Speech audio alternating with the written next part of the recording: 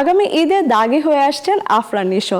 নির্মাতা জানিয়েছেন সিনেমার বেশিরভাগ অংশে দৃশ্য ধারণ শেষ। নিশো তমা জুটিকে দেখতে এবারও সিনেমা হলে দর্শকের সরব উপস্থিতি থাকবে বলে প্রত্যাশা শিহাব শাহিনের।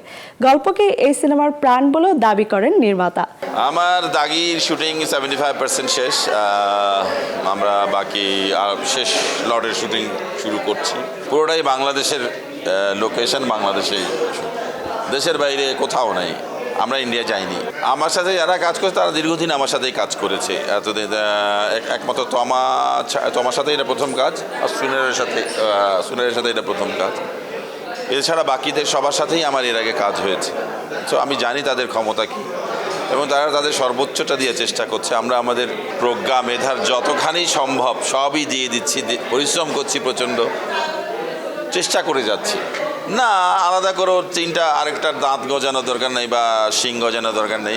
নিশো যাই গেছে, সে অলরেডি স্টার। নিশোর যে স্টারের এখানে দাঁড়িয়ে বলছি, Nisho is a real star, one of the real star of Bangladesh. তো ওই জায়গা থেকে তো আমরা একটা স্টার নিয়েই কাজ করছি।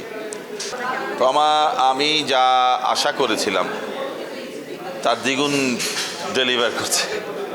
আমি একটা যেটা ভেবেছিলাম তার চেয়ে অনেক অনেক ভালো করছে। তো আমি নিজে অনেক জায়গায় একটু অবাক হয়েছি। প্রচণ্ড মানে কনসেন্ট্রেট করে সে কাজটা করছে এবং নতুন কিছু দেওয়ার চেষ্টা করছে, অভিনয় করার চেষ্টা করছে।